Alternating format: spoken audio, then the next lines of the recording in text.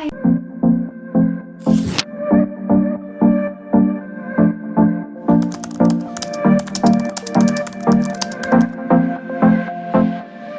Hi everyone, welcome back to my YouTube channel. So today's video is a video I've never done before. It is my top 10 parenting hacks. So I feel like this is like January's top video. I've seen so many people uploading this video this month, and I wrote it in my trusty gold book before Christmas what videos I was going to film in January, and one of them was parenting hacks. So I've got myself a cup of coffee, I've got some Malteser truffles because I'm just really in that mood to eat chocolate. You know, when you're just in that sort of mood to eat a little bit of chocolate, I am in that one mood. So this is a quick video, hopefully. I hope it's not much longer than 10-15 minutes because, to be honest, I just don't have much time. It's one of those days where I've got loads to get done and makeup was not a priority, and hopefully I can get this video filmed in 10-15 minutes. Before we jump into the video, please make sure you hit that subscribe button and please give this video a thumbs up. I would be very grateful. My channel is slowly growing, but it's just really nice to see it grow, and it actually warms my heart every time I click on YouTube and see that I've gained that extra 10 followers, subscribers on there. So I would be very grateful if you could please subscribe. So I'm just going to jump straight into my top 10 hacks. You may have seen these ones before, you may never have heard of them, but these are things that I try to do to try and just encourage my little boy, make my life easier, and yeah, just things that I think every parent kind of needs in their life.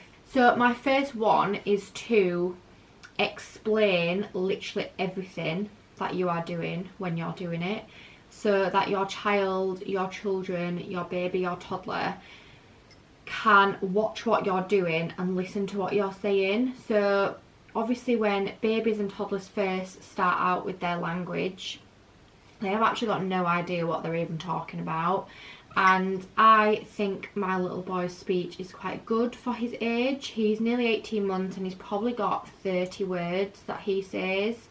I know there's kids that are a lot more advanced than he is, and I know children that literally say like 2 or 3 words together and say a lot more words, but I do think he is quite good with his words, and I solely believe it's because I explain everything to him.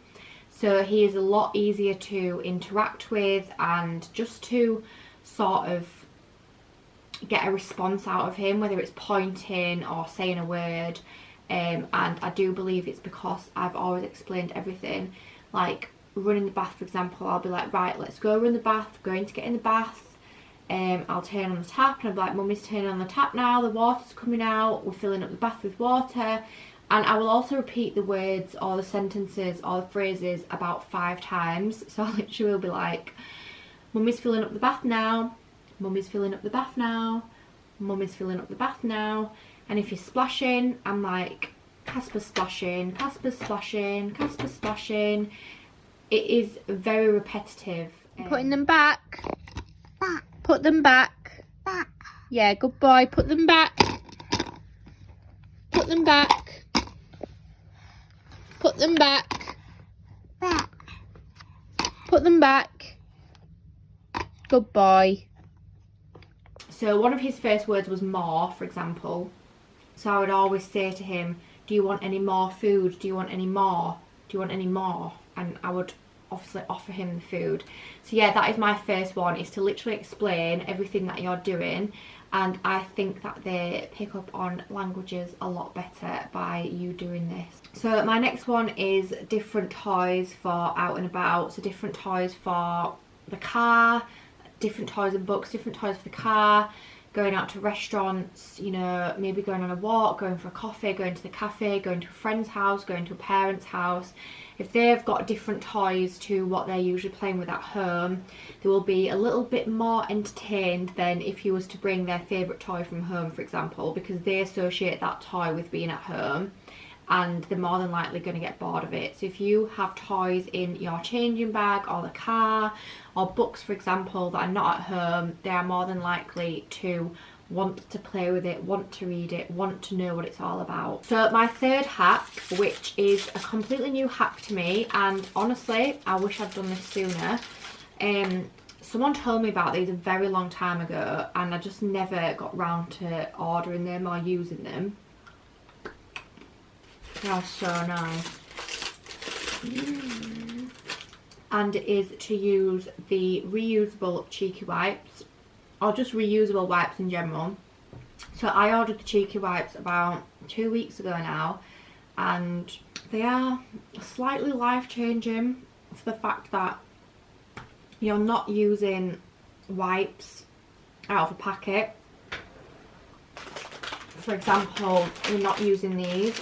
I sometimes go through, I'm not even joking, 5 of these every meal time, just to clean his hands, just to clean his face, just to clean the high chair tray. And someone said to me, because I try to be as ethical as possible and try to do things that are more environmentally friendly, and someone did say to me ages ago, you need to get some cheeky wipes. Never got them. Anyway, got them 2 weeks ago, and they are just so much easier. You run them under the tap, you wipe their face, you wipe the hands, you wipe the high chair. He's actually done less crying since I've used them, so I don't know whether they'll a bit more nicer on the face, a bit more gentler on the face. And then you just literally, depending on how much stuff's on it, you either soak it and then throw it in the washing machine, or you just throw it straight in the washing machine. They come in like a pack of, I think I literally got like 30 in a pack, and I think they were about £8, so for 30 wipes is not that bad. I think you can obviously use them for baby's bum as well. I'm not sure, I'm 100% set on that. I would definitely use them for a wet nappy, but I'm not sure about a dirty nappy. But I'm definitely going to start taking them upstairs with me and having them lying around upstairs, so that if he just has a wet nappy, instead of just using a wipe literally for a wet nappy, I'll just use one of the cheeky wipes, and then I'm saving wipes and saving the environment at the same time. So number 4 for me is letting your child / baby use cutlery from a very young age. So I always have people saying to me, Casper's so good with his cutlery, like, how did you teach him? And honestly, I've never taught him. I've just given him a spoon from a very young age. I've let him get messy, and I've let him just gradually feed himself. And at first, when they're obviously quite young, 6, 7, 8 months, it does get very messy. But 1, he is satisfied because he's fed himself and he loves it, and 2, the sooner that they start feeding themselves, the quicker you can let them feed themselves and get on with something else. So I try to eat with Casper as much as possible, but it's not always possible. So if he can feed himself whilst I'm cleaning up, tidying up, washing up, cooking my own food, then it makes my life a lot easier. And just things like going out to restaurants, I don't have to worry too much about what he's eating because I know he can just feed himself. Don't get me wrong, he still uses his hands every now and again, and he likes to, well, he likes to use both, but he knows how to use a fork and he knows how to use a spoon. So I'm just waiting now for him to be able to learn to use a knife. So my next hack is washing clothes on a 30 for 30 minutes. Or if your washing machine has a similar setting, I know some washing machines might be 40 at 40.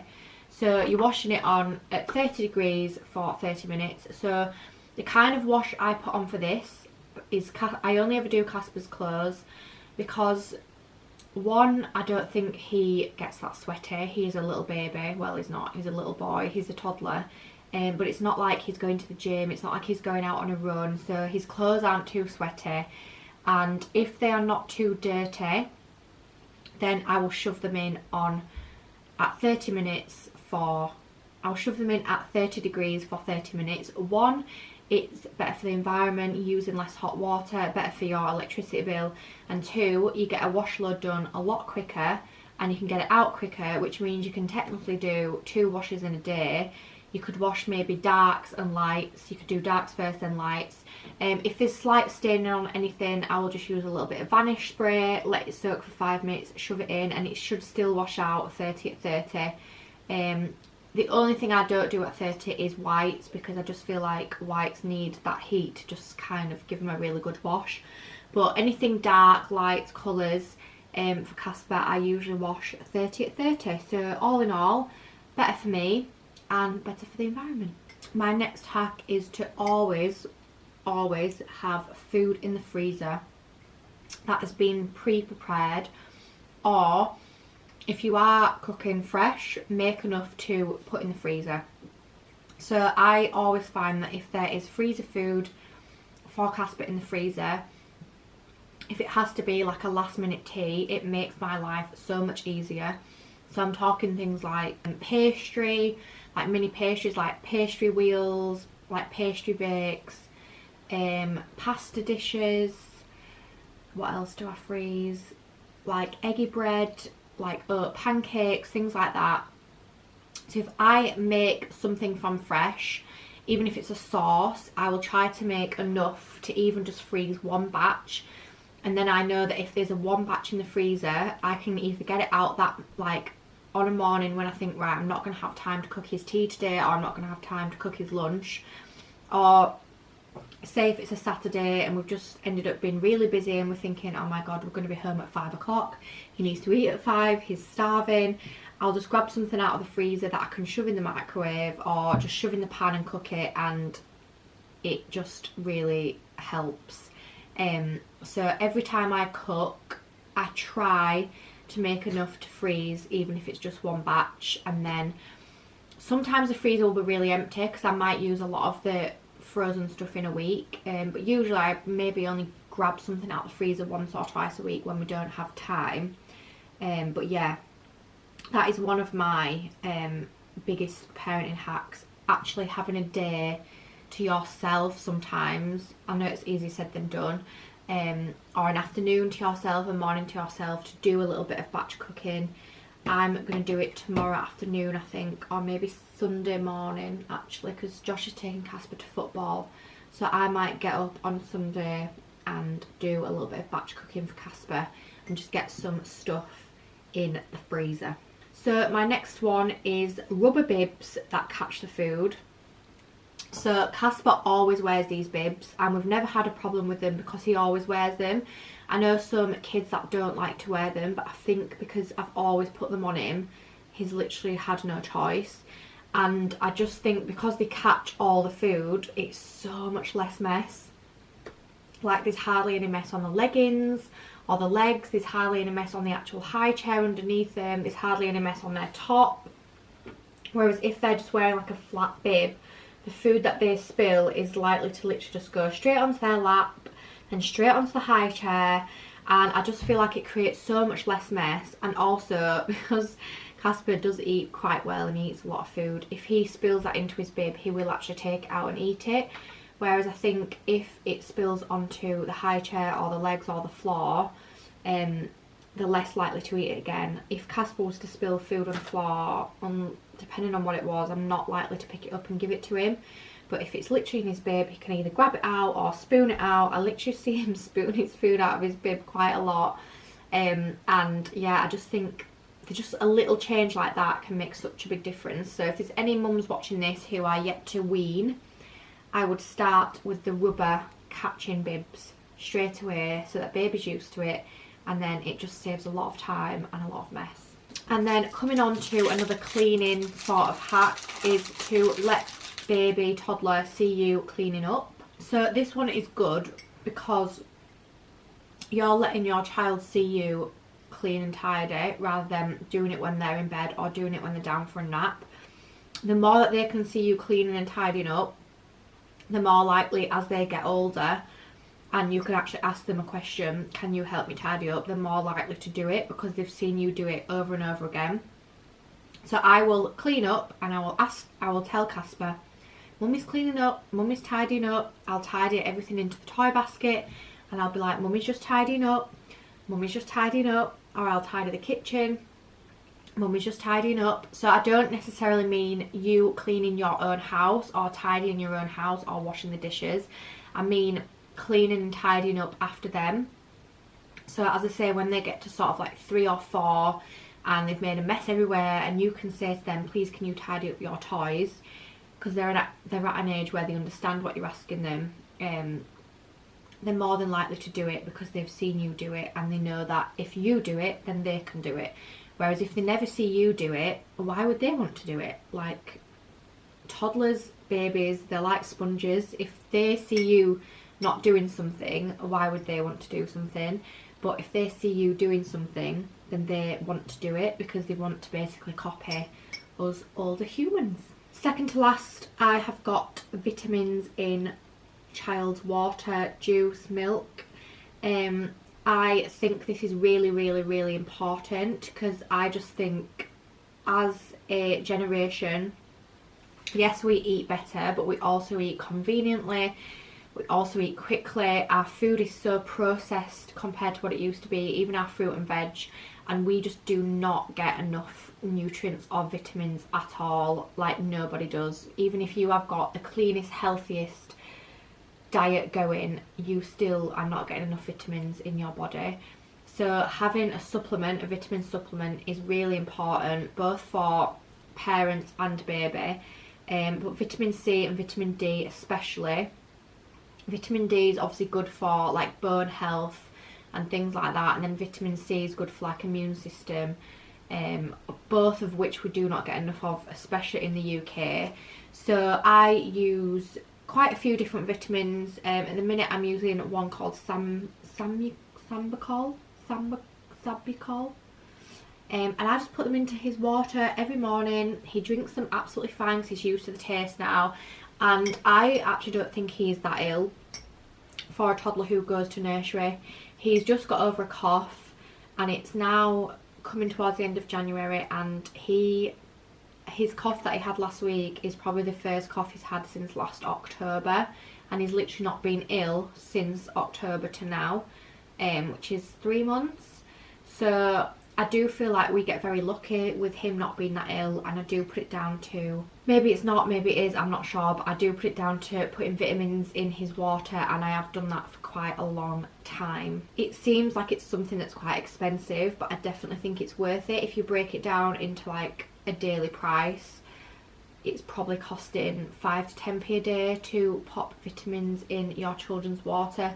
You can obviously get cheaper options as well, you know, you don't have to go for like the most expensive vitamin available, but I do think it's a really, really important thing to have in your daily routine as a parent. And then last but not least, make sure the bag is always packed and prepared the night before you leave the house.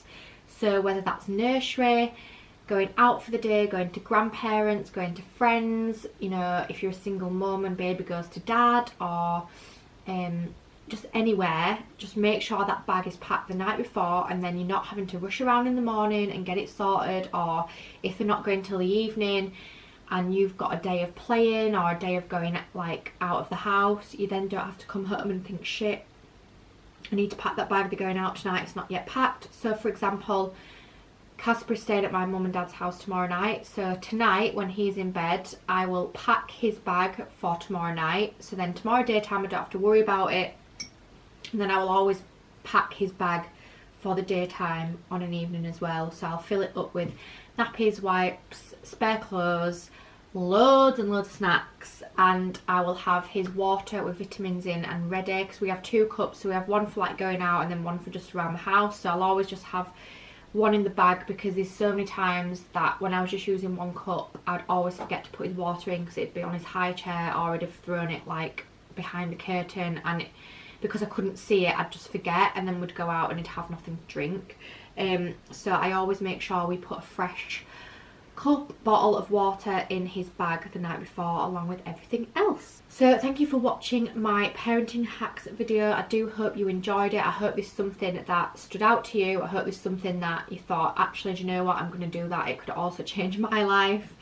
And to be fair, I could probably keep going with way more than 10. I feel like I've got 20, 30, so maybe I'll do another video soon.